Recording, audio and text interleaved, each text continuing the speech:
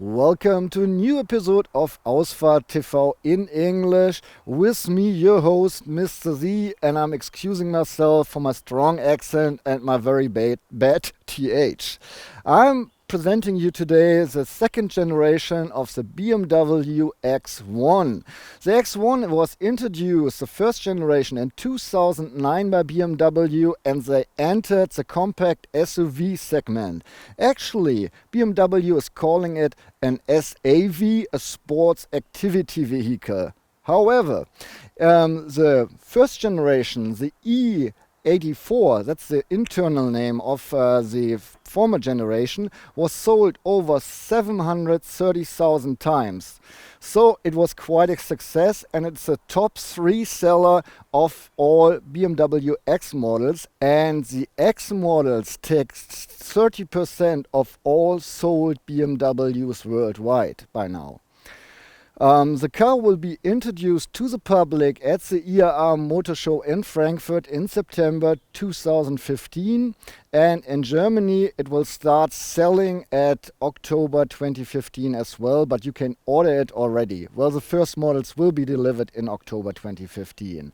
By the way, it's really made in Germany. It is produced in the BMW plant in Regensburg, Germany. Q3, the Mercedes-Benz GLA and the Volkswagen Tiguan. BMW is not only introducing a complete new X1, also all the engines are completely new, and they all are based on the twin power turbo technology by BMW. For the market start, we have 2 petrol engines and 3 diesel engines. The smaller petrol engine is the xDrive 20i with 192 horsepower. You can get the sDrive 20i as well, just front-wheel drive with 192 horsepower as well. The top petrol engine so far is the xDrive 25i with 231 horsepower.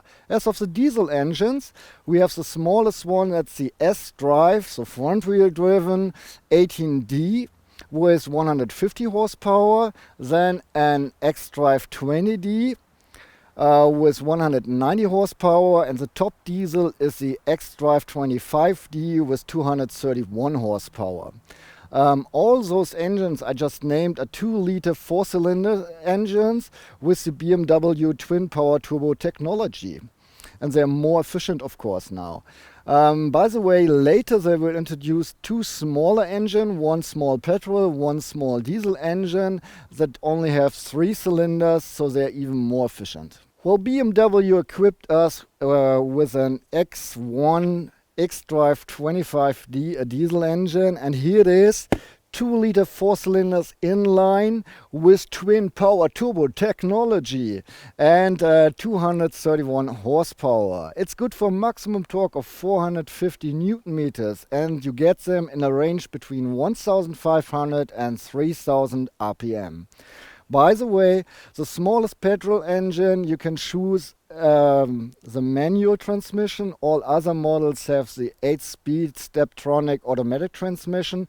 So our test car is equipped with this automatic transmission as well. And as I named it, we have the xDrive 25D. So xDrive stands for all-wheel drive, and BMW says they redeveloped the the all-wheel drive as well.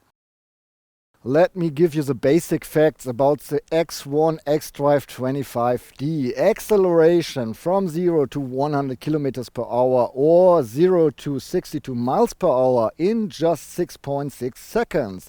The top speed is reached at 235 kilometers per hour, which equals 146 miles per hour. The gas tank of the 2015 BMW X1 xDrive 25D is good for 61 liters or 16.1 gallons.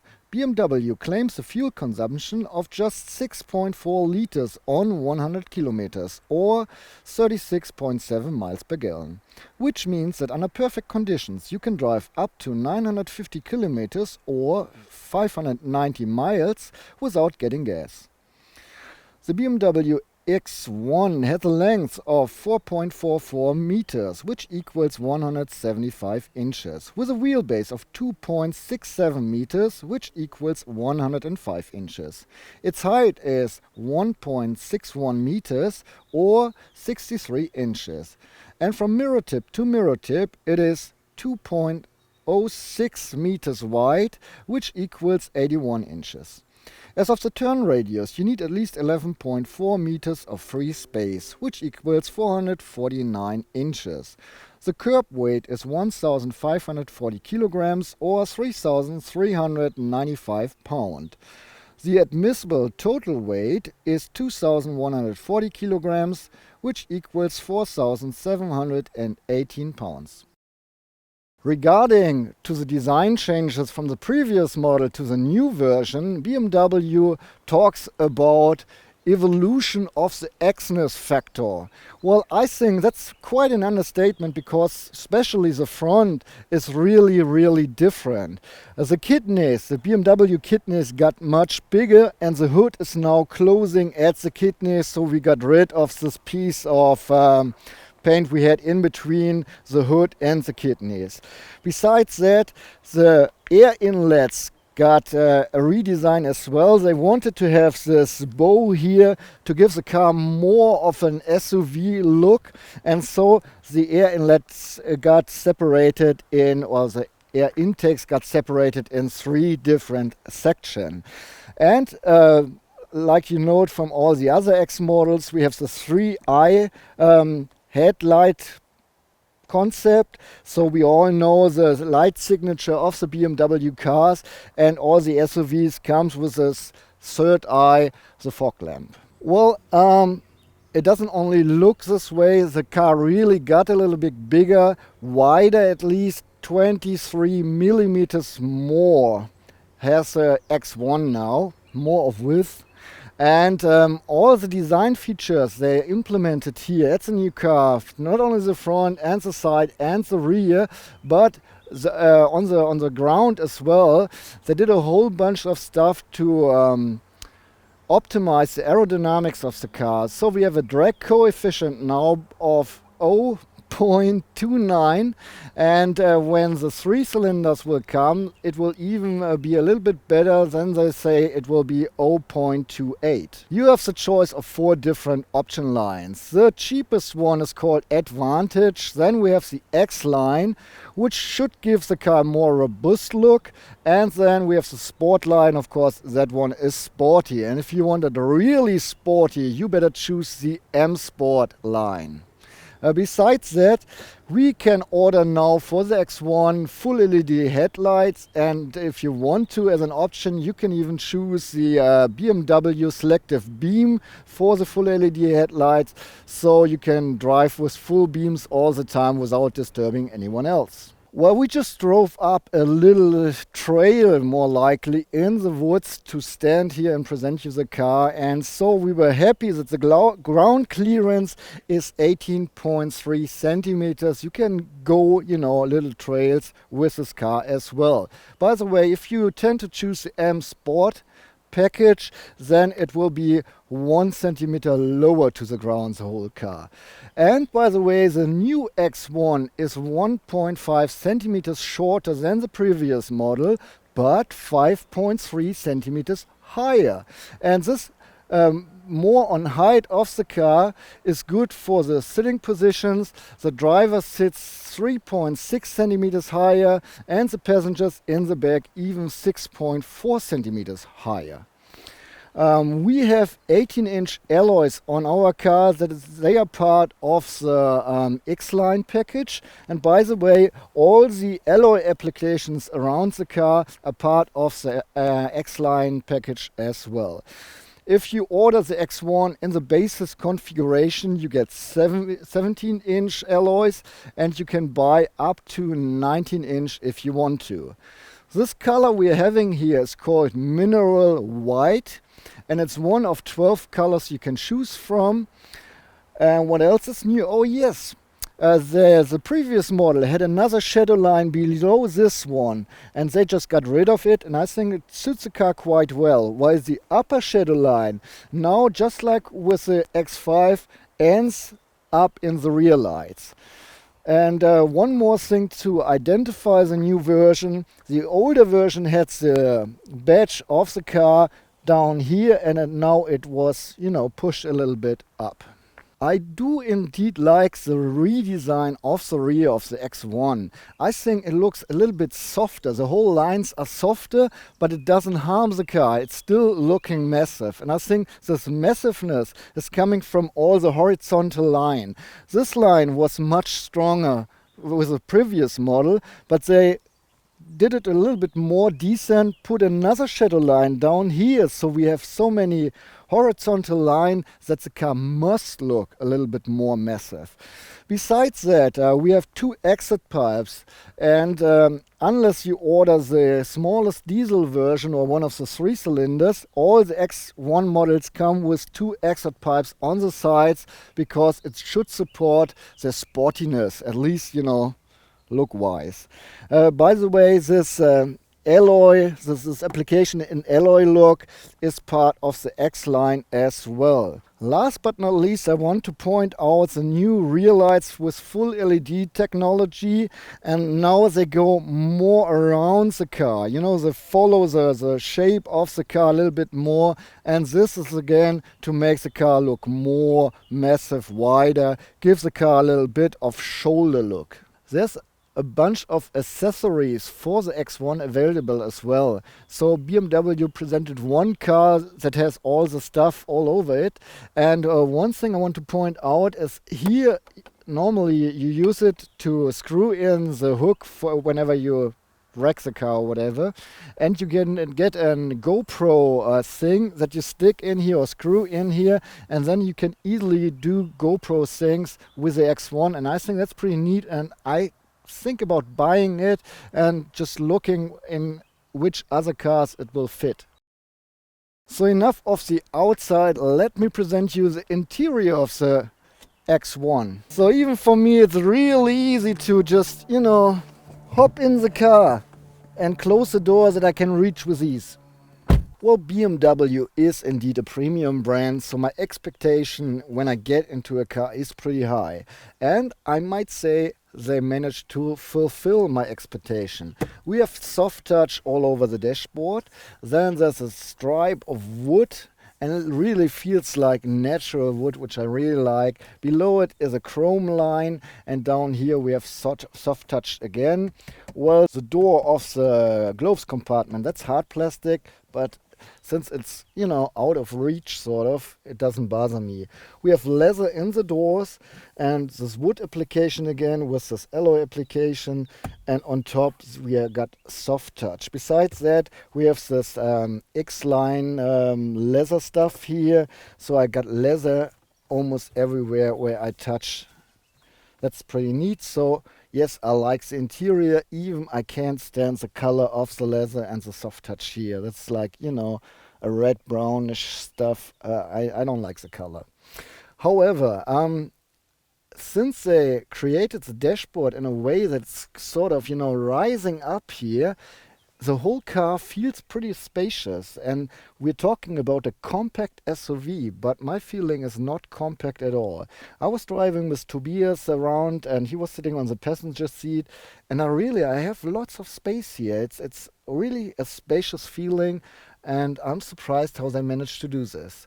Besides that, I'm 180 centimeters tall, and I have no problems finding a good sitting position. I got even lots of head space. Tobias, he is 195 centimeters, so 6'5" tall, and he had no problems finding a good sitting position here either. Alright, let's go. We have no adjustment for the height of the seatbelt on your shoulder, but the seatbelt is pretty long, so even bigger guys can buckle up without problems.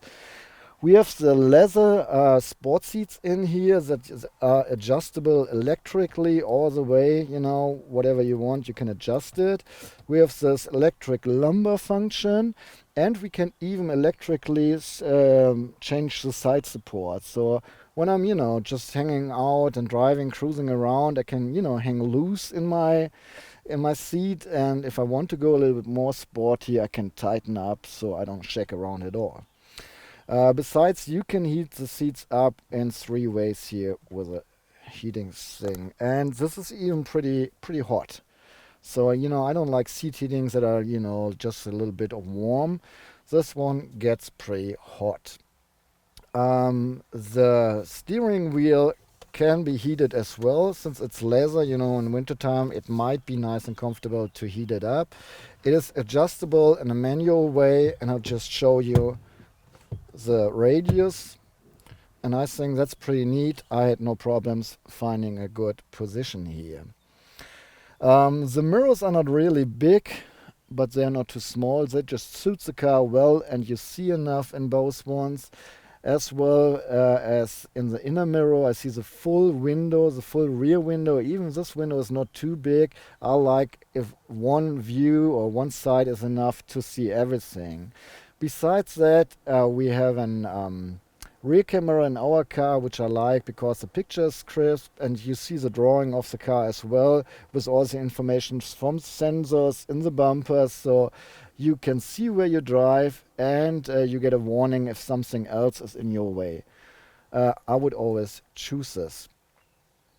Turning my head around over the left shoulder, no blind spot. Going over the right shoulder, A, B, C is okay, but the D pillar is pretty big, and yes, I do have indeed a blind spot there.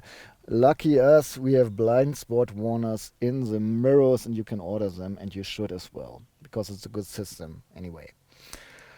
Behind the steering wheel, we have the classical BMW round gauges. On the left side, the speedometer going up to 260 kilometers per hour. The car runs 235, so this is just fine. On the right side is the RPM meter going up to 6,000 RPM with a red range starting at around 5,400 RPM. I'm not too much of a fan about the BMW board computer thing. Instead of having a real display, it's like embedded sort of below the round gauges. And with this button right here, I'm just not too happy. I don't know. There not enough information. There could be much more information. I don't get a digital speed. Yes, I have the time down there on the right side, but yeah, well, it's not really mine. I forgot to tell you more about the steering wheel. I'm very sorry. It's coated with leather, of course. As already told you, it's heated. We have the shifting pedals here, and they don't only look nice.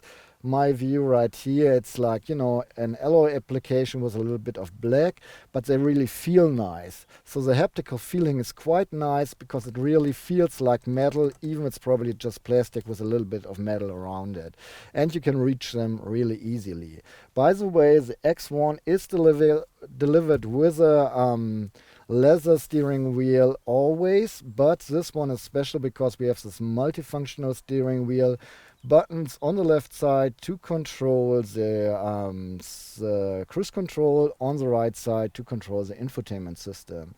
And if you want to switch through the few information at the board computer, you use this button here at the turning signal stick. Okay, there's an ambient light, and you have three different options. You can turn it off. Wow. And you have classic, which is white light, and modern, which is, no, the other way around. I'm sorry. Classic is the orange light and modern is white. You see the lights, the LED light shining through under those alloy stripes here. We have no sunroof, but a horn that I will honk shortly. That's it. So right away to the compartments, and BMW claims they put some more compartments in this car. Stop, I forgot the head-up display, how could I? So BMW is most likely the first one in the compact SUV segment on the German premium market introducing a head-up or their head-up display to a compact SUV. And I really like it. I like BMW head-up displays. They're awesome. The way they show you the information is really neat. It's at no time overloaded. Still, you get everything you need. The speed limit, your current speed, navigation system, instructions. Everything is just right there. And even if you drive an EcoPro, it tells you put your foot from the throttle because you can save some fuel. Very neatly, very sharp, always in good sight. And during daytime you got white letters, and during nighttime orange letters, which is really helping your eyes to register the informations. Okay, now to the compartments. In the door panels we have space for 1 liter bottles, not only in the front but as well in the back. I just have half a liter here. And there's still enough space for anything else. Next to the steering wheel on the left we have a little compartment which is pretty deep. My whole hand can be in there, and it has this anti-slip surface, so even things don't scoot around if you put some coins or key in there.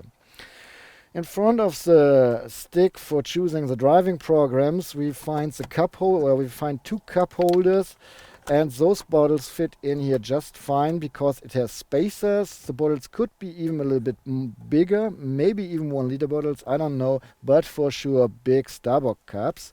And in front of the cup holders there's another small compartment, all are coated with anti-slip surface on the ground. And in the front of it we have a 12-volt outlet. That might be hard to reach, but on the other hand you can even charge your iPhone here, I guess. And if you don't want to have this all open and you like it clean and tidy, you can, close the drawers here.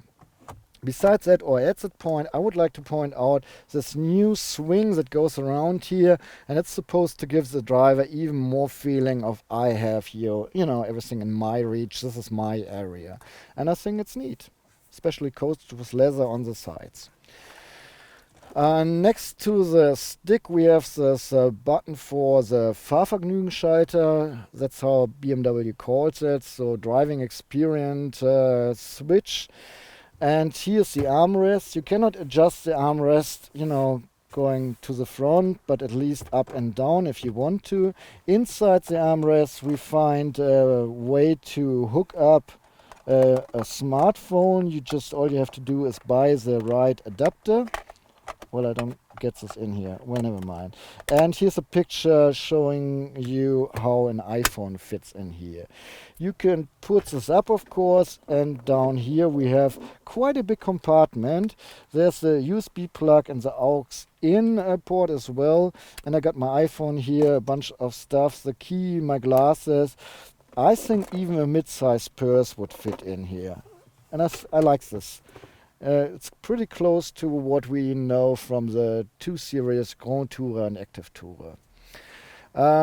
Below the seats we find another compartment, with a little drawer, and even here we have anti-slip surface, so that's another compartment.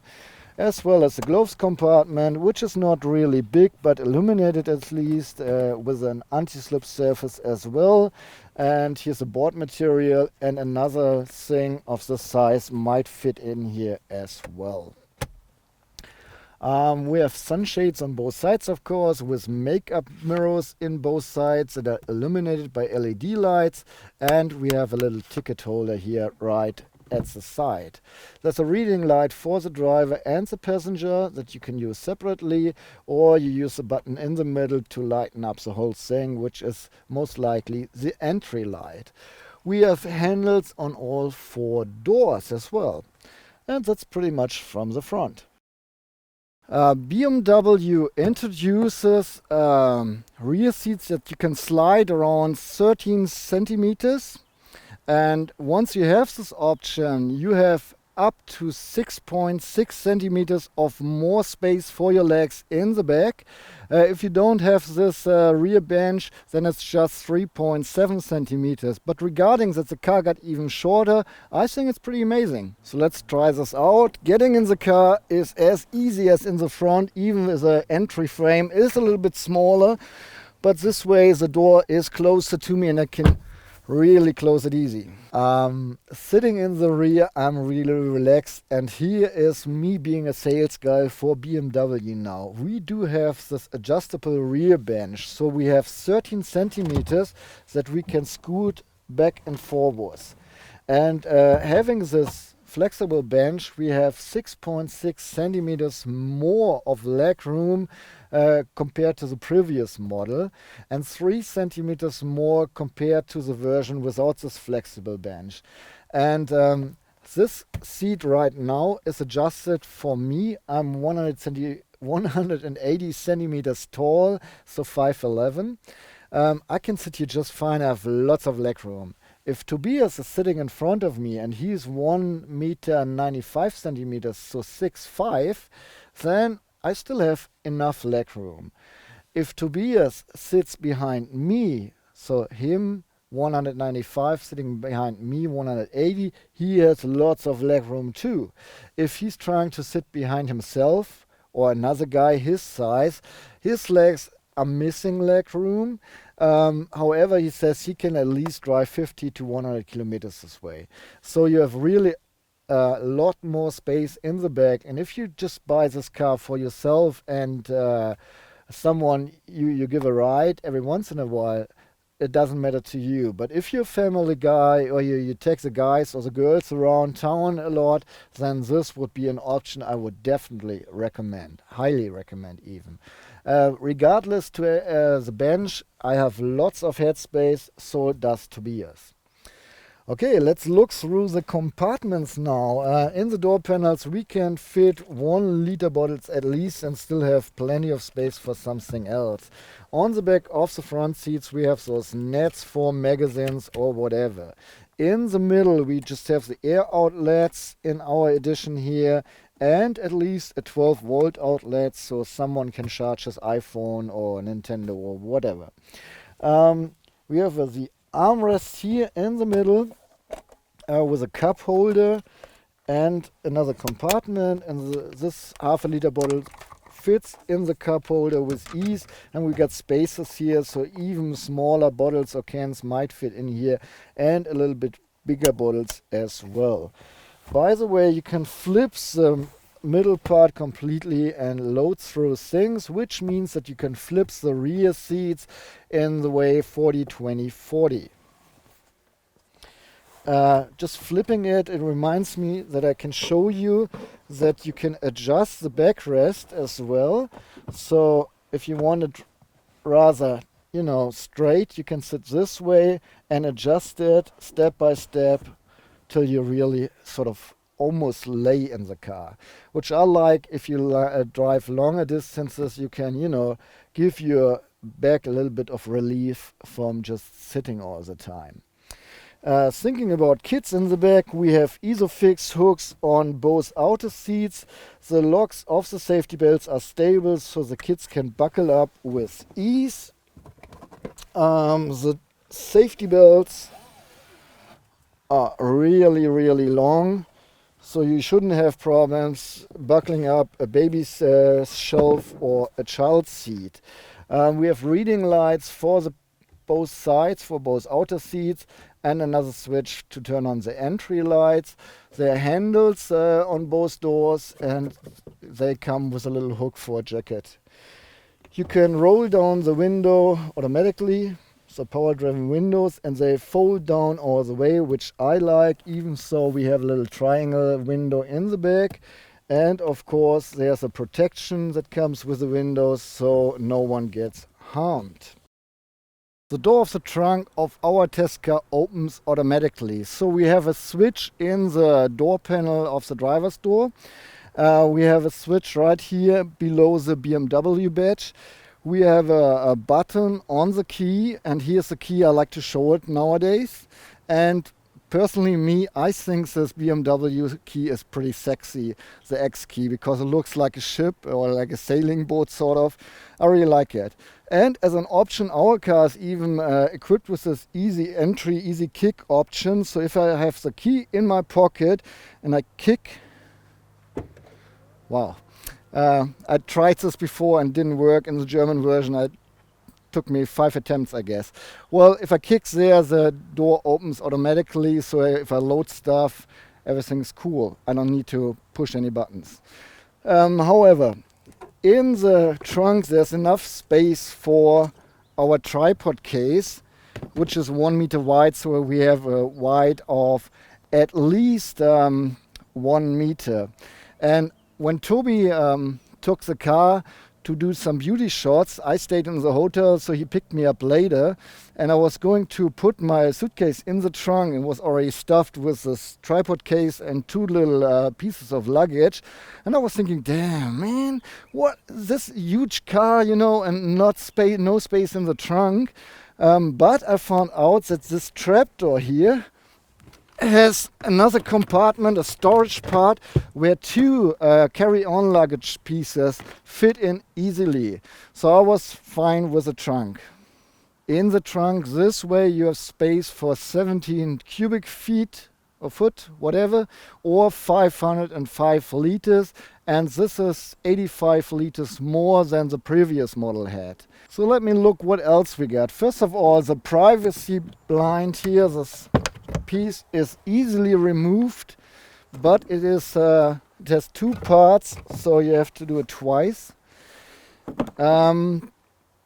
Behind the wheels we have really deep compartments. On the left side there's a rubber band, on the right side there's even a little net. On the right side we have as well a 12 volt outlet and a light to illuminate the trunk. We have hooks for bags up here. And by the way, the warning triangle is right there. If I open this trapdoor here, I can even fold it to the very back. Here's a tire kit and the first aid kit as well.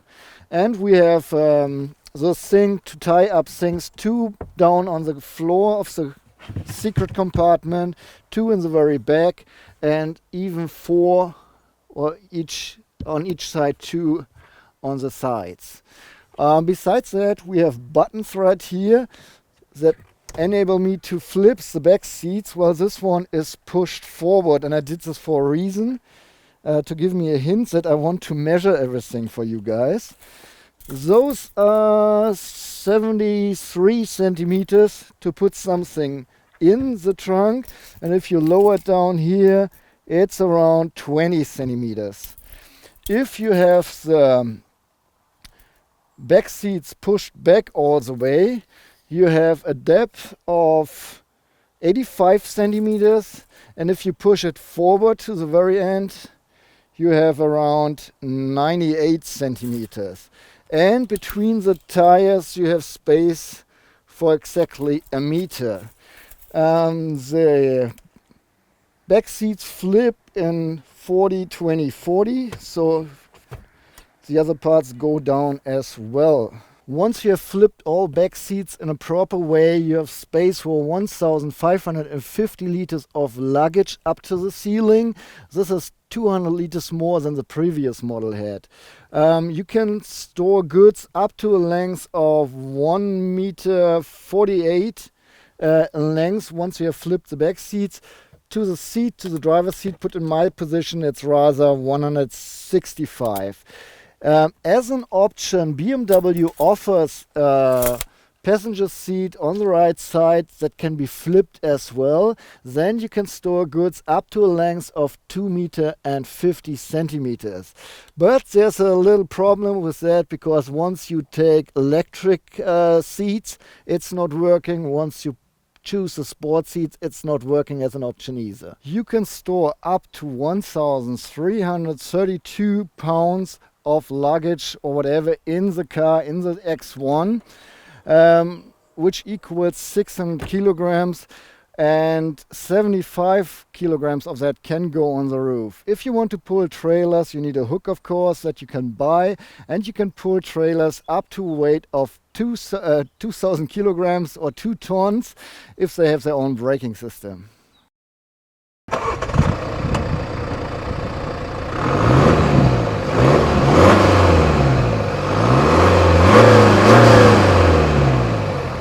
I'm stuck in heavy traffic, rush hour around Munich. Anyhow, I want to give you some driving experience, even so the surrounding right now is not really feeling dynamic or anything else. Still, we're on the way to the airport and there's nothing else we can do.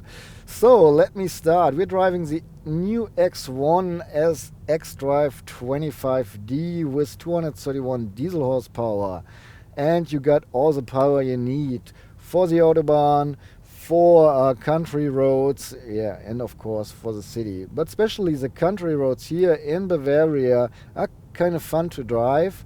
And surprise, surprise, I did have driving fun in a compact SUV. Well, BMW always claims that they are the brand who produce the only real dynamic cars. And giving this promise with the X1, I don't think they said too much. It is really a fun SUV to drive, or an SAV as BMW would say. The engine, by the way, does not have a sporty sound at all. There's no sporty sound. If you're going around 100 120 kilometers, the first wind noises are coming, but they're not too bad. They start being a little bit worse around 150 kilometers per hour. So overall, not regarding the wind noises, the car is a pretty silent runner, and it's a comfortable way to travel from A to B in this car. I had no problems with the brakes. They give you good feedback. The pedal is giving you good feedback. There's nothing really to say about the Steptronic, the 8-gear Steptronic automatic transmission, unless I might say it works with charm. Even if you use shifting pedals, and I didn't feel the need even when I was driving sporty. If you use the pedals, it shifts just as you press the buttons, so this is fine as well. And if you're going in Comfort or Eco Pro, you can even push the stick to the side, to the left side, and go into a sport mode, or shift this way manually as well. But hey, no need for that really. The Steptronic just works with charm. I'm not too sure about the suspension right now. We have this dynamic damper control system in here, and I didn't feel a significant change between comfort and sport. Yes, I can say I think the sport setting is a little bit more stiff, but as I said, it's not really significant, at least to me. What else is there? The steering, we got the Servotronic in here, and the steering is just perfect. Very direct. In sport, a little bit more direct than in comfort. And in the city, you need less power to maneuver the car and circle the steering wheel. While on the Autobahn, driving a little bit faster, you have a stiff grip, whatever. And talking about fuel consumption, I'm pretty impressed. We just drove 150 kilometers. BMW claims a fuel consumption of 6.6 liters on 100 kilometers, and in the board computer says 7.2 liters on 100 kilometers now. So I'm quite impressed. I think that's the car where we got the closest to the numbers of the manufacturer. And we didn't drive slow. Even, on some passage, I was even going sporty on the country roads. Yes, we couldn't go fast on the Autobahn, I have to claim, because we're stuck in traffic. All in all, I can say I like the car. I really do. I like how it drives. You have the ability with a four-wheel drive especially to really, on curvy roads go a little bit faster than usual. The throttle just, does what you want. It accelerates when you put your foot on the throttle. And with the Eco Pro mode, I didn't mention it, we have the Fahrerlebnisschalter, so a switch to choose one of three driving modes. So we got Sport, Comfort and Eco Pro. And I'm a big Eco Pro fan because then the car goes very efficient or drives very efficient, and you have this little value here that shows you how efficient you were in terms of how much more reach you got driving so efficient. And I saved on this 152 kilometers so far, 17 kilometers using Eco Pro. And I think that's neat because you can challenge yourself on the daily way to work. How efficient can I drive? I like that. Most likely on your way to work you can really do much, but drive the way. Yep, that's pretty much it. To round it up, I like it. I like the car. It's pretty neat. Just some more words about the assist systems. I can say we don't have too many. We have a camera for the traffic sign recognition and warner, so if your distance to the car in front of you is getting too short. And that's about it. Not even a blind spot warner. Yes, we have a cruise control, not an adaptive one, just a normal cruise control. And I can say that once you say resume, according to your driving mode in Eco Pro, it catches up the speed slowly, while in Sport it goes a little bit faster. I like the infotainment system, and we have the Harman Kardon premium sound system in here, and I highly recommend this system. As much as I would choose the flexible rear bench, I would take the speaker system because even putting the music pretty loud, it really sounds well. Well, that's it. That's our review about the new BMW X1 xDrive 25D, and I'm quite surprised how much I like this car. Driving fun, yes. Fuel efficiency, the best we ever had on a test drive. Comfort, I'm not too sure about the dynamic damper system, control system. I would like to spend a little bit more time in the car. So far I was not so pleased, but the seats are awesome. Daily driver usage, perfect. You have so much room, especially with a sliding rear bench. The trunk is huge, everything is just fine. And so I give the car a thumb up. I'm saying goodbye because I'm in a rush now. If you have any questions, put them in the comments. We are happy to see your like under our clip. Mr. C says goodbye. See you next time.